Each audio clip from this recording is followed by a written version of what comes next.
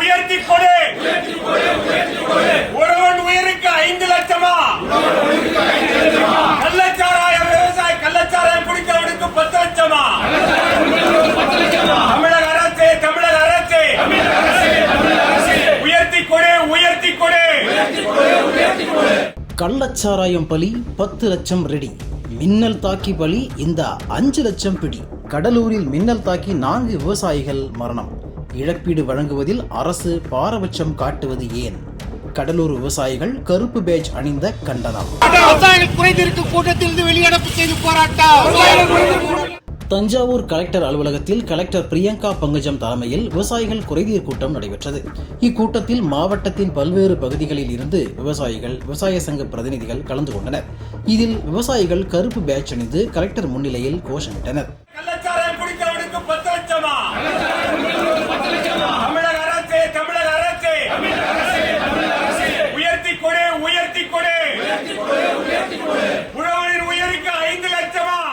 கடலூர் மாவட்டத்தில் இடி மின்னல் தாக்கி உயிரிழந்த 4 விவசாயிகளுக்கு தலா 5 லட்சம் ரூபாய் இழப்பீடு தமிழக அரசு வழங்கியுள்ளது.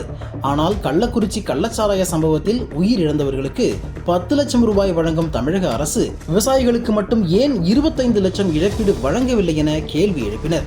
மேலும் அனைத்து நெல்மணிகளையும் நிபந்தனையின்றி மத்திய மாநில அரசுகள் கொள்முதல் செய்ய வேண்டும். கனமழையால் பாதிக்கப்பட்ட விவசாயிகளுக்கு ஏக்கருக்கு 30,000 இழப்பீடு வழங்க வேண்டும் என வலியுறுத்தி தங்களது எதிர்ப்பை தெரிவித்தனர். குறைதீர் கூட்டத்தில் இருந்து வெளிநடப்பு செய்து ஆர்ப்பாட்டத்தில் ஈடுபட்டனர்.